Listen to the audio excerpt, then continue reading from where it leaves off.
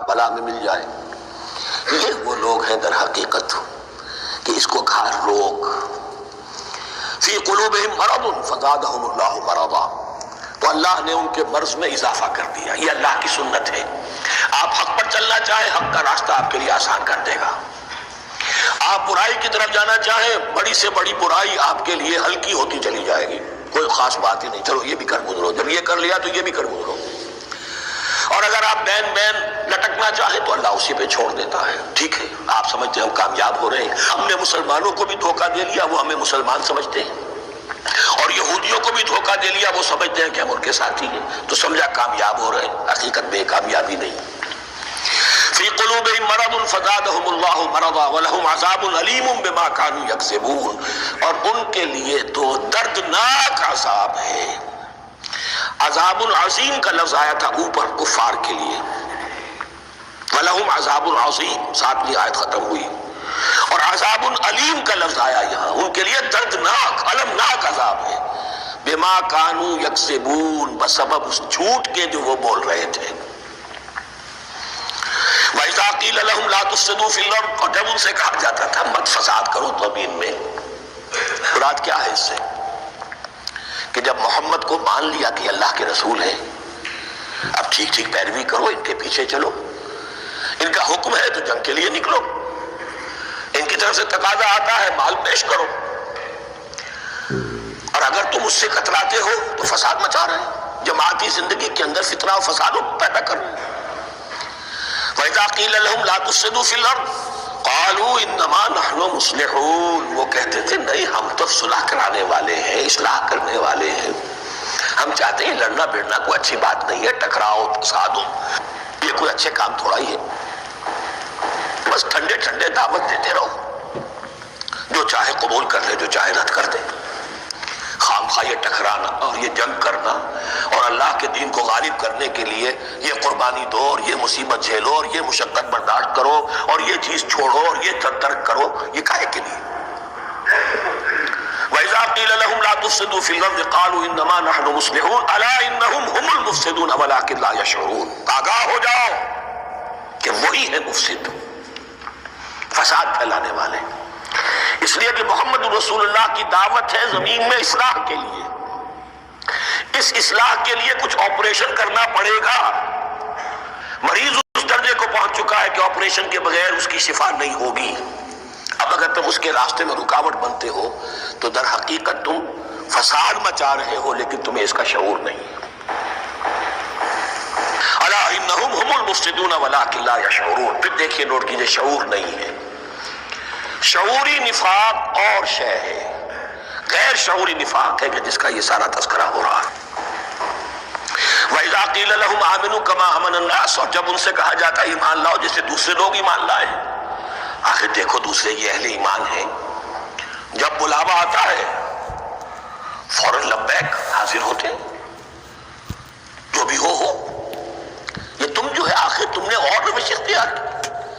وَإِذَا قِيلَ لَهُمْ آمِنُوا كَمَا آمَنَ النَّاسُ قَالُوا أَنُؤْمِنُ كَمَا آمَنَ السُّفَهَاءُ، وہ کہتے ہیں کہ کیا ہم ایمان لائے جیسے یہ بے وقوف لوگ ایمان لائے. انہیں تو اپنے نفع کی فکر، نہ نقصان کی فکر، نہ خطرات کا کوئی خیال، نہ اندیشوں کا کوئی گمان.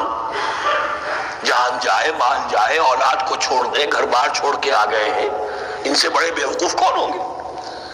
بال بچے چھوڑ آئے ہیں کفار مکہ کے رحم و کرم پر، سرداران قریش جو چاہے ان کے ساتھ کریں. تو یہ تو بے وقوف لوگ ہیں. آج کل آپ کہتے ہیں ایسے ہی لوگوں کو فینیٹکس ہیں. یہ فینیٹکس ہیں. دیکھ بھال کر چلنا چاہیے، دائیں بائیں دیکھ کر چلنا چاہیے، نفع نقصان کا خیال کر کے چلنا چاہیے. چاہے حق ہے ٹھیک ہے، لیکن بہرحال اپنی مصلحتوں کو بھی اور اپنی اہل و عیال کی مصلحتوں کو بھی دیکھنا چاہیے. یہ لوگ تو معلوم ہوتا ہے کہ بالکل دیوانے ہو گئے، فینیٹکس ہو گئے. وَإِذَا قِيلَ لَهُمْ آمِنُوا كَمَا آمَنَ النَّاسُ قَالُوا أَنُؤْمِنُ كَمَا آمَنَ السُّفَهَاءُ أَلَا إِنَّهُمْ هُمُ السُّفَهَاءُ وَلَكِنْ لَا يَعْلَمُونَ. آگاہ ہو جاؤ کہ وہی بے وقوف ہے لیکن انہیں علم نہیں ہے. وہ صادق الایمان جو ایمان کی ہر تقاضے کو پورا کرنے کے لیے ہر وقت حاضر ہیں. ان سے بڑا عقل مند کوئی نہیں، ان سے بڑا سمجھدار کوئی نہیں. انہوں نے یہ جان لیا ہے کہ اصل زندگی آخرت کی زندگی ہے، یہ نہیں ہے، یہ تو عارضی ہے، کل نہیں آج ختم ہو جائے، آج نہیں ابھی ختم ہو جائے، کیا فرق پڑے گا؟ جانا تو ہے، اب نہیں تو کل، کل نہیں تو پرسوں جانا تو ہے۔ تو عقل تو ان کے اندر ہے۔ الا انہم هم السفہاء ولکن لا يعلمون واذا لقوا الذین آمنوا قالوا آمنا، اور جب یہ ملتے ہیں وہ اہل ایمان ہیں تو کہتے ہیں ہم بھی ایمان رکھتے ہیں۔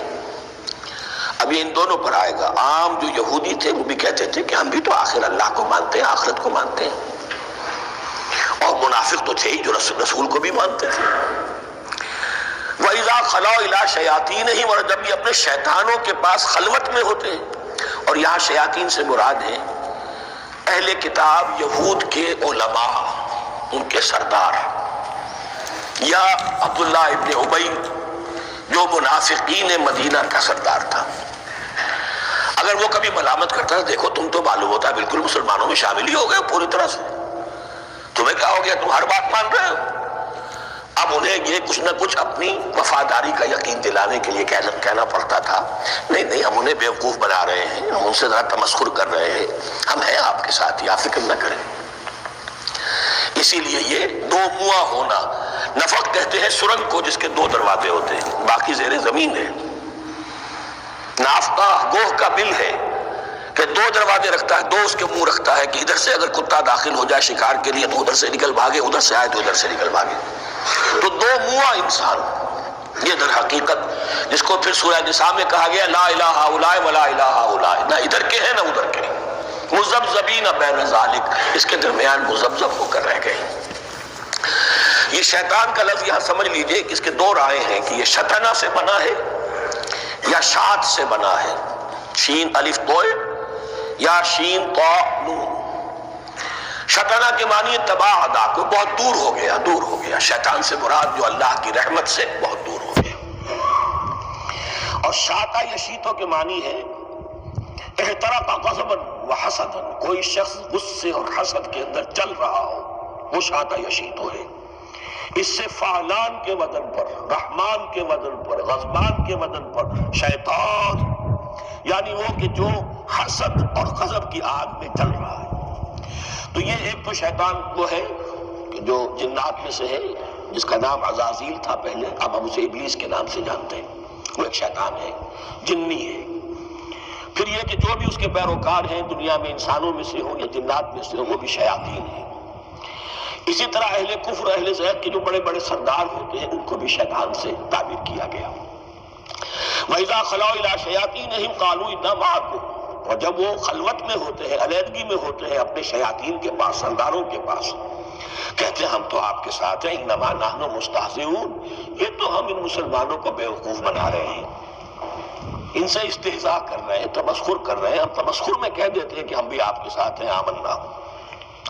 اللہ یستہزئ بہم ویمدہم فی طغیانہم یعمہون، حقیقت کیا ہے کہ اللہ ان کا مذاق اڑا رہا ہے اور ان کو ڈھیل دے رہا ہے کہ وہ اپنے عقل کے اندھے پن میں بڑھتے چلے جائیں۔ اللہ تعالیٰ جیسا میں نے عرض کیا رسی دراز کرتا ہے، کوئی شخص غلط راستے پر جائے تو جاؤ بھائی، فوراً تو نہیں پکڑتا، اگر فوراً پکڑ لے تو سیدھا ہو جائے گا، چلتے جاؤ، جہاں جانا چاہتے جاؤ۔ تو ان کو بھی رسی دراز کر رہا ہے اللہ، لیکن یہ کہ اللہ یستہزئ بہم، یہ سمجھتے ہیں کہ مسلمانوں کا مذاق اڑا رہے ہیں، اصل میں مذاق ان کا اڑ رہا ہے اللہ کے نزدیک۔ وَيَمُدُّهُمْ فِي طُغْيَانِهِمْ يَعْمَهُونَ، اب یہاں ذرا نوٹ کر لیجئے، یہ دو لفظ آئیں گے، عین میم اور ہا، امر ہے کے ساتھ، ایک ہے عین میم اور یا، امر، تو عین اور میم تو مشترک ہے یا آخر میں فرق ہوگا، عین میم اور ہا ہوگا، اس کے معنی عقل کا اندھا، دل کا اندھا، آنکھیں تو ہے لیکن دل کا اندھا ہے، عقل کا اندھا ہے۔ اور عین میم یا جو آنکھوں کا اندھا، عمیون اندھے، اعمیٰ اندھا۔ تو یہاں فرمایا انا معکم انما نحن مستہزئون، اللہ یستہزئ بہم ویمدہم فی طغیانہم یعمہون، اللہ ان کو اس جو ان کی عقل کے اندھے پن میں جو یہ بڑھتے چلے جا رہے ہیں، اللہ بھی ان کی رسی دراز کر رہا ہے تاکہ یہ جہاں تک جانا چاہتے چلے جائیں۔